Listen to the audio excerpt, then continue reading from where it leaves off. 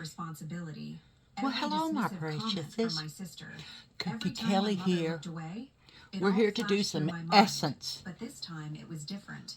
It was all tainted, twisted into something monstrous. My struggle hadn't been a necessary lesson. It had been a lie. Timu. A deliberate, cruel, and calculated lie, orchestrated by my own father. He hadn't been teaching me character. He had been funding his own life with the gift that was meant to start mine. And the family I had tried so hard to please had been complicit in their silence. The ground beneath my feet was gone, and I was falling. The silence that followed my whispered question, "What apartment?" was heavy and thick like wet wool. For a moment, no one moved, no one breathed. We were a portrait of a broken family, frozen in the moment of impact. My grandfather was the first to speak, his voice losing its cheerful warmth and taking on a note of deep confusion.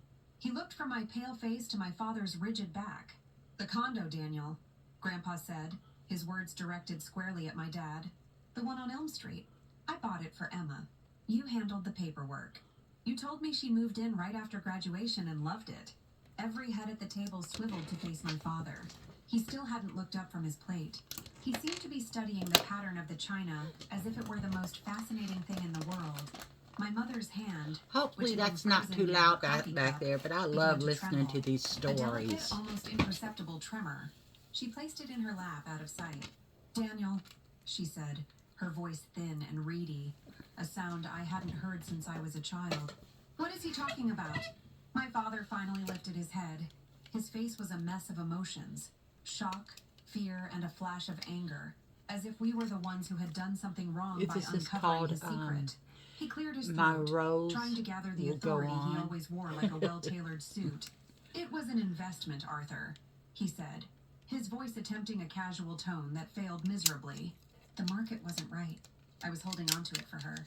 I meant to handle it later." The lie was so flimsy, so insulting in its simplicity, that something inside me snapped. The years of Okay, quiet I'm gonna acceptance, go in of with biting my tongue, of swallowing my hurt, this one right it all here. dissolved in a rush of pure, cold anger. "No," I said. My voice was sharp, cutting through the tense air. It sounded louder than I expected, stronger. "You didn't mean to handle it later. You meant to keep it." Every head which had been focused on my father now turned to me. I could feel their surprise. I was Emma, the quiet one, the one who didn't make waves. But the woman who said those words wasn't her. She was someone new, someone who had just been born in the fire of this betrayal. My grandfather's eyes hardened. The gentle confusion was gone, replaced by a dawning, terrible understanding. He stared at my father, his son, and I could see the exact moment his trust in him shattered. "I wired that money directly to you, Daniel," Grandpa said, his voice low and dangerous. $70,000. The wire transfer stated its purpose explicitly. For Emma's condo. $70,000. The number hung in the air, obscene Now I'm and gonna impossible. go into I did the math in my head, my this mind color racing. right here. That was more money than I had made in the last 4 years combined. Enough for a home. Enough for a life without constant, crushing anxiety. Enough for a future. Now we gotta go help people customize and save hundreds with Liberty Mutual. Maybe where's the golf cart? There it is. Only pay Pink, pink, pink. Liberty, liberty, liberty, liberty.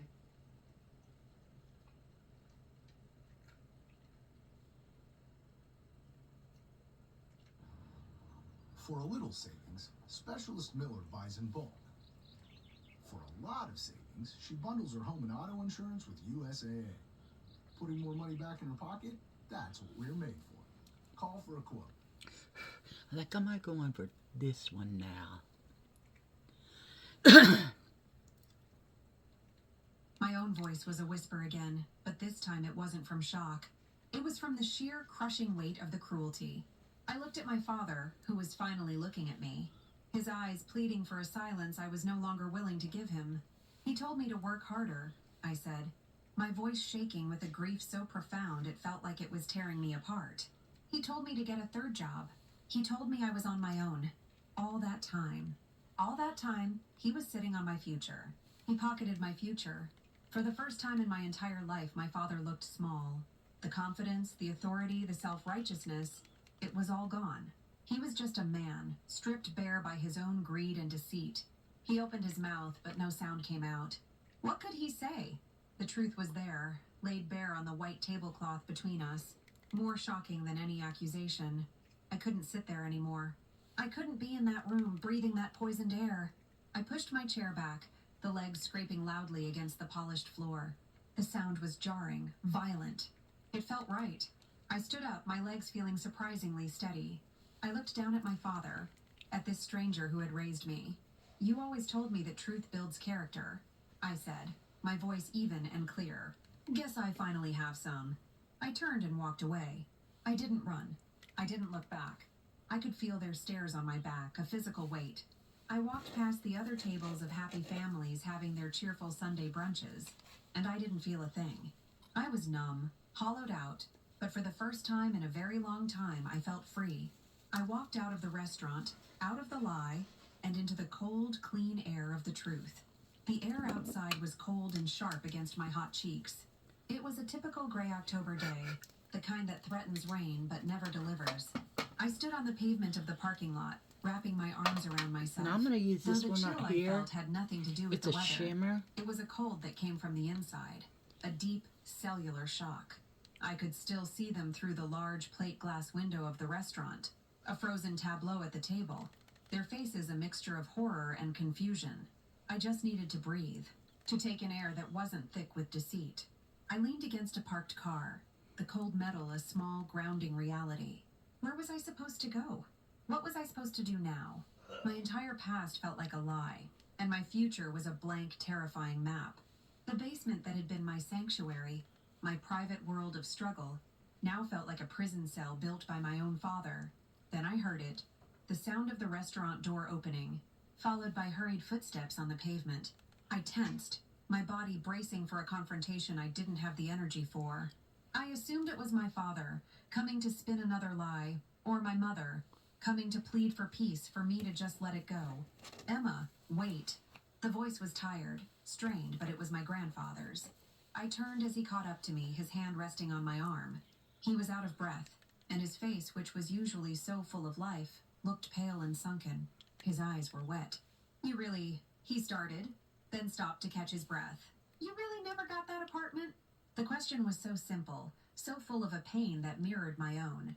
All I could do was shake my head. Words felt too big, too difficult. I live in a basement, I finally managed to say, the words tasting like ash.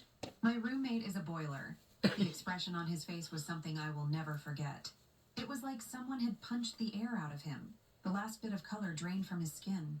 He looked past me, toward the anonymous city skyline, as if he could see the last 4 years of my life playing out in the gray clouds. Your father? He said, his voice raspy with disbelief. He told me you refused my help. He said you were fiercely independent and that you wanted to make it on your own. He made it sound so noble. A bitter, humorless laugh escaped my lips. Independent? Grandpa, I was desperate. I asked him for a job lead once, just a lead. I told him I'd sweep floors at one of his friend's companies if it meant getting a foot in the door. What did he say? Grandpa asked, his eyes locking onto mine, demanding the truth. He told me to go flip burgers at McDonald's, I said flatly. He said it would be good for me. Teach me humility. My grandfather's face, which had been filled with sorrow, began to darken with a slow burning anger. It was an anger I had never seen in him before. Let's do It was some frightening and, in a strange way, comforting. essence. It was an anger on my behalf. He told me you were ungrateful, Grandpa whispered as if confessing a sin. He said he and your mother offered you everything, but you threw it back in their faces. He said you were difficult, that you never appreciated what you had. The words were like slaps. Ungrateful. Difficult. For years, I had secretly wondered if they were true. I had spent countless nights in my basement room, wondering what was wrong with me, why I couldn't be more like Chloe, why I felt so disconnected from my own family. I had blamed myself, thinking I was the problem. Now I knew. It was all part of the story he had constructed to hide his crime. He hadn't just stolen my money, he had stolen my character, rewriting me as the villain in a story where he was the patient, long-suffering father. I looked my grandfather straight in the eye, the numbness inside me finally giving way to a clean, sharp rage. I didn't know I was supposed to thank him for theft, I said. My grandfather's jaw tightened. He pulled his hand away from my arm and clenched it into a fist at his side. He looked back at the restaurant, at the son he Okay, had raised. I'm gonna The use son who had lied to him, this. stolen from him, and used his think. generosity as a weapon against his own child. This is not just A about Natural the money. Emma, he said, his Mousse voice low and Foundation. steady. He lied to me. He used my love for you to hurt you. That I cannot forgive. In that moment, standing in that cold, impersonal parking lot, I felt a bond with my grandfather that I had never felt before. We were two people on an island, the last survivors of a shipwreck we hadn't seen coming. We were the ones who had been betrayed. We were a team. The anger was still there, a hot coil in my stomach. But for the first time, I didn't feel alone in it. I had an ally, and he was just as furious And as I this was. is Essence My Fix It. grandfather stood in silence for a long moment. Fix and His Last gaze Setting fixed on the Spray. restaurant window where the remnants of our family were still sitting, trapped in the wreckage. The anger on his face was slowly being replaced by a look of grim determination. I want to fix this, he said quietly, turning back to me. His voice was firm, leaving no room for argument. I crossed my arms over my chest, a defensive posture I'd adopted long ago. How? I asked. The word came out more broken than I intended. How could he fix 4 years of lies? How could he give me back the time I'd lost, the opportunities I'd missed, the belief in my own family that had been stolen from me? He didn't offer empty platitudes or easy promises. Instead, he looked at me, his eyes searching mine, and said 4 simple words. Show me your place. The request caught me off guard. A wave of shame washed over me. My basement wasn't a place you showed people. It was a secret, a symbol of my failure, of the life I was living versus the one I was supposed to have. But looking at my grandfather's face, I saw no judgment, only a deep, resonant need to understand the full scope of the lie. Okay, I whispered. That night, after a tense and largely silent car ride back from the city, I drove him there. My old, beat-up car rattled down the streets leading to my neighborhood, a part of town that was all cracked sidewalks and houses that looked as tired as I felt.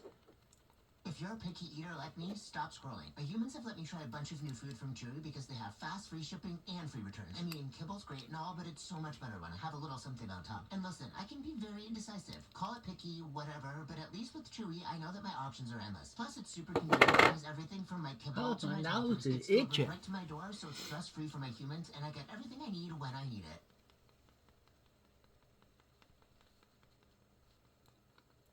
It's maybe medium coverage. One thing your instructors will look deeper into is AI. But y'all know me, I need some glowiness.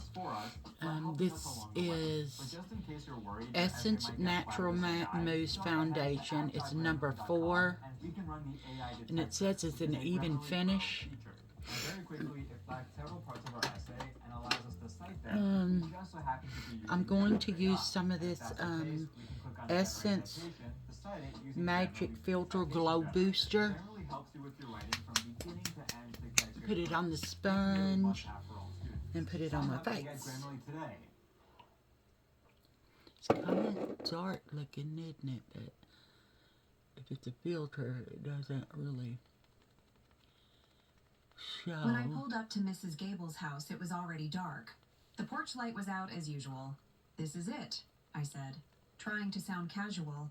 He got out of the car and looked at the house, then at the narrow, crumbling concrete steps that led down the side of the building to a separate entrance below ground level. He didn't say a word, just followed me. I unlocked the door and flipped the switch. A single bare bulb flickered on, casting a weak, yellow light over the room. Welcome to my palace, I said, the bitter irony hanging heavy in the air. He stepped inside, and his size seemed to shrink the already tiny space. He stood in the middle of the room, on the worn linoleum floor, and slowly took it all in. The silence was absolute, broken only by the hum of the ancient refrigerator in the corner, and the faint, rhythmic drip of a leaky pipe somewhere in the walls. I saw the room through his eyes. I saw the sagging ceiling, stained with water spots from the bathroom above. I saw the walls, a sickly yellow from years of Mrs. Gable's smoke seeping through the floorboards. I saw my lumpy mattress on a simple metal frame pushed against one wall, right next to the hulking, groaning laundry machine. There was no real kitchen, just a hot plate and a microwave on a rickety card table. There There were no windows. He walked over to the wall that separated my room from the boiler room and placed a hand on it. He could probably feel the faint vibration, the low rumble of the machine that was the soundtrack to my life. He looked at the now small I'm gonna wobbly go in desk with where I this, used to spread out my design portfolio, Essence Color trying to Correct, dream in a Color place that and felt Conceal utterly devoid Corrector. of hope. He had imagined me in a bright, sunny condo with a view. He had pictured me safe, secure, and starting my life. And all the while I was here, in the dark, underground. He turned to me, his face a mask of grief and fury. He looked like a man who had just witnessed a terrible crime. In a way, he had. Then he whispered, the words barely audible over the hum of the boiler. He didn't just steal from you, Emma. He stole from both of us. I could only nod, a knot of unshed tears forming in my throat. In his words, I found a validation that was more powerful than any apology. He wasn't just my grandfather. He was my fellow victim. He had been robbed of the joy of providing for his granddaughter, robbed of the truth, robbed of his trust in his own son. He stood there for another minute, his jaw set like stone. The gentle, smiling man from the brunch table was gone. In his place was someone I had never seen before, a man ready for war. Piss Tomorrow, man. he said, his voice no longer a whisper but a low, steely command. We're going to the bank. It wasn't a suggestion. It was a promise. A promise that the hiding was over. The lies were over. The silence was over. Tomorrow, we were going to find the truth in black and white, and we were going to use it to take back everything my father had stolen. I barely slept that night. My grandfather had insisted I stay with him in the guest room of his quiet, comfortable house, a place I hadn't visited in over a year. The sheets were clean and smelled of lavender, a stark contrast to the perpetual scent of damp and smoke that clung to everything I owned. But comfort felt foreign, and sleep was a country I couldn't find my way back to. I lay awake in the dark, staring at the ceiling, replaying the scene at the restaurant over and over. My father's pale face, my mother's trembling hand, the clatter of the fork. It was a movie stuck on a loop, each viewing more painful than the last. The next morning I was awake before the sun. I came downstairs to find my grandfather already in the kitchen, a cup of black coffee in his hand, staring out the window at the dawn. Sun He Club wasn't Matte dressed in his Bronzing usual Powder relaxed Palette. retirement clothes. He was wearing a suit, the kind he used to wear when he ran his construction company. It was his armor. He heard me enter and turned, his eyes clear and resolved. The grief from the day before had been burned away, leaving something harder in its place. Good morning, Emma, he said, I'm going his for voice this all one. business. There's coffee on the counter. Before I could even take a sip, he pulled out his phone and dialed a number from memory. There were no pleasantries.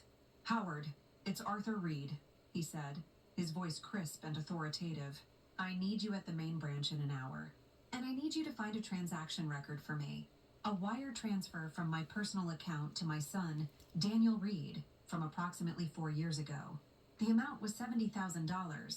Find the transfer, every cent, and find out where it went. He listened for a moment, then said, I don't care what you have to move around. We will be there at 9 a.m. Thank you, Howard. He hung up and looked at me. Get dressed, he said. Wear something that makes you feel strong. By 9 o'clock, we were sitting in a large, intimidating office in the downtown branch of his bank. It was an old building, with marble floors that echoed our footsteps and dark wood paneling that seemed to absorb all sound. It felt like a temple dedicated to facts, a place where numbers didn't lie. The banker, a man named Howard with kind eyes and a serious suit, greeted my grandfather with a respectful handshake. He led us to a conference room where a computer monitor sat on a long, polished table. I found it, Arthur, Howard said quietly, sitting down behind the keyboard. It wasn't difficult. He typed for a moment, and the screen flickered to life. And there it was, a line of black and white text, stark. That's Lee Raybon. Lee Raybon. Pretty, huh? Now and again, he gets in over his head. FX is The Lowdown. Now streaming on Hulu. I also have this Pure Nude highlighter. Make your browser fast. I think I'm going to use this. Make your browser safe. Make your browser Chrome. Choose Google Chrome for your computer. Huh.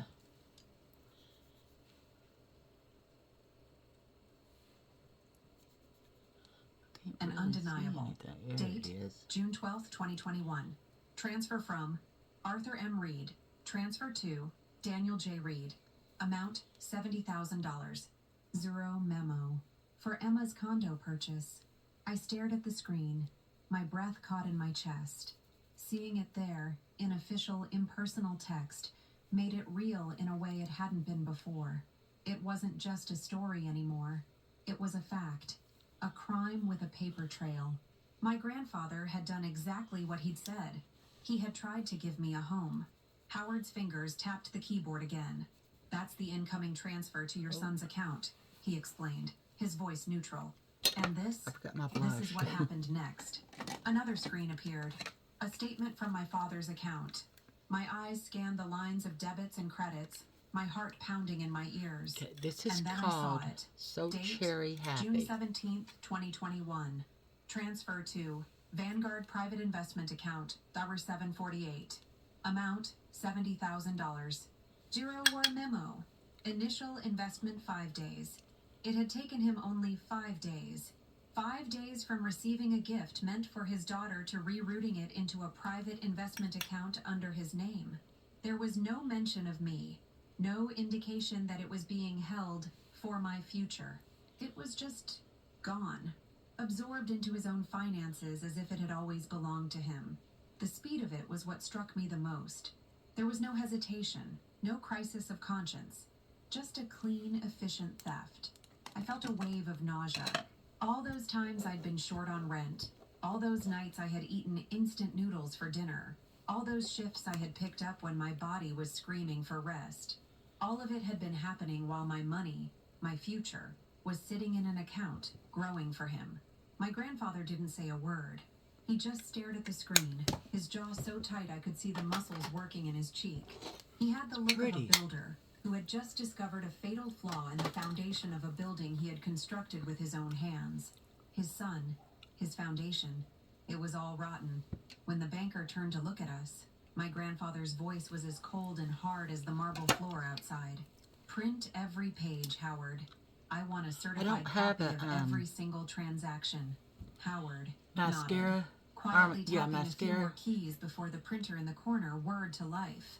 He excused himself from the room, leaving us alone with the silent, damning evidence on the screen. My grandfather It smells finally turned good. to me, his eyes filled with a pain that went beyond anger. He didn't just steal your money, Emma, he said, his voice soft now and full of a terrible sadness. He stole my trust, the trust a father is supposed to have in his son. I looked from his heartbroken face to the screen, where the story of the last 4 years was told in 2 simple lines of text. The hollow feeling in my stomach was beginning to be replaced by something else. A cold, hard resolve. I was done being sad. I was done feeling like a victim. It was time to fight back. Oh, I I got met this his one. eyes. This Then highlighter let's take too. it back. The Oh, printer it's finished broke. its work, and a neat stack of papers slid into the tray. It was our ammunition. The truth, in black and white. The drive to my parents' house was the longest 20 minutes of my life. I sat in the passenger seat of my grandfather's big, quiet car, the stack of certified bank statements resting on my lap. The papers felt heavy, dense with the weight of the truth they contained. Neither of us spoke. There was nothing left to say. We were a 2-person army on our way to the front lines, and the battlefield was the beige suburban house I had grown up in. When we pulled into the driveway, I saw Chloe's new, shiny SUV parked near the garage. It's A fresh broken wave now. of anger washed over me. The car my parents had helped her buy. The easy life they had provided for her. Likely funded in part by the money that should have been mine. My grandfather put the car in park and turned to me. "Are you ready for this?" he asked. Let me I find nodded, clutching the papers. "I'm ready." pink. We walked up the familiar stone path to the front door. I could feel my heart hammering against my ribs, a frantic bird trapped Maybe in a this cage. one? Before we could even ring the bell, the Yeah. door opened. It was my mother, on her way out to water the potted ferns on the porch. She froze when she saw us, the cheerful, automatic smile on her face dissolving into a look of startled panic. "Arthur! Emma!" she stammered, her eyes darting between my grandfather's grim expression and the file in my hands. We weren't expecting you." Just then, my father appeared in the doorway behind her. He was dressed in golf clothes, looking annoyed at the interruption. "What is all this?" he asked, his voice laced with impatience. "We need to talk, Daniel," my grandfather said, his voice calm and even, but with an underlying tone of steel that stopped my father cold. My dad tried to wave it away, to reclaim his authority. "Now's not a good time, Dad. I was just heading out to meet some friends." He tried to smile, a weak, dismissive gesture. "Whatever this is, it can wait." My grandfather took a step forward, his presence seeming to fill the entire doorway. He looked his son in Let's the look eye, at this. and the force of his gaze was immense. He He said 2 words, from and LA in those Colors. 2 words, the power dynamic of our entire family shifted forever. "Sit down." It was not a request. It's It was an order. And for the first time in my life, I saw my father obey without question. The bravado, the arrogance, it all fell away. He looked like a chastened child. He backed away from the door, and we followed him inside. The house was exactly as I remembered. Clean, orderly, and silent. A museum of a happy family life. We walked, past the living room and into the formal dining room, the one reserved for holidays and special occasions. The long, polished mahogany table reflected our tense faces like a dark mirror. "Sit," my grandfather said again, gesturing to the chairs. My father sat. My mother hovered nervously by the door, wringing her hands, before finally sinking into a chair at the Well, it's far a end of little the dark, table. isn't it? But My oh well. grandfather and I took seats directly across from my dad. Without a word, my grandfather took the stack of papers from me and laid them on the table, right in front of my father. He didn't slide them. He placed them down with deliberate, final precision. The sound of the paper hitting the polished wood was the only noise in the room. "These are bank records, Daniel," my grandfather began, his voice dangerously quiet. "Certified. They tell a very interesting story. They show a Now we're transfer gonna of use this $70,000 from my account to printing yours mode. for the express purpose of buying your daughter a home." My father stared at the papers, refusing to touch them. His face was ashen. "And they show another transfer," my grandfather continued, his voice hardening. "5 days later, of that exact amount into your personal investment account. You took the money meant for your daughter. You lied to her. You lied to me." My dad stammered, his eyes flickering from the papers to my grandfather's face, searching for an escape that wasn't there. I was saving it for her, for her future. It was an investment. For her. The excuse was so pathetic, so transparently false, that my grandfather didn't even let him finish.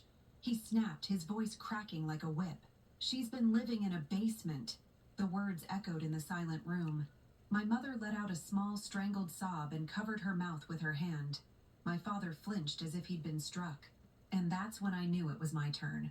The fear I'd felt at the door was gone, replaced by a strange, cold calm. Oops. I had been silent for too long. I leaned forward, my hands flat on the table. I didn't raise my voice. I didn't need to. I spoke directly to him, my voice steady and clear. "You told me I wasn't working hard enough," I said. "You told me I didn't deserve help. You told me to flip burgers. You watched me work 2 jobs for 4 years, and you told me you were proud of my character. Was this part of the lesson, Dad? Was watching me suffer while you gambled with my future supposed to make me a better person?" The truth, spoken plainly and without hysteria, hit him harder than any slap could. He sagged in his chair, the last of his defenses crumbling into dust. He had no words, no excuses, no lies left to tell. There was only the ugly, undeniable truth sitting on the table between us, reflected in the dark, polished wood. The silence that followed my question was absolute. My father stared at the polished surface of the dining room table, his reflection a distorted, broken version of the man he pretended to be. My mother's quiet sobs were the only sound, each one a small punctuation mark in the story of our family's collapse. My grandfather let the Okay, y'all. silence hang in the air, Today's letting the weight makeup. of the truth press down on my father. I like it. Then he reached into the inner pocket of his suit jacket and pulled out another document. It was a single sheet of thick cream-colored paper folded in thirds. He opened it and slid it across the table. Please It like, stuck directly in front of my father. subscribe, It was a formal letter, printed on a lawyer's give me a letterhead. thumbs up, "That is your future, say you Daniel," like my channel, my grandfather said. leave me his a voice comment, devoid of any emotion. and share my "Read channel. it." Thanks for watching. Bye, my preciouses. Cookie Kelly out. Qualified in every way. ZipRecruiter finds the best candidates.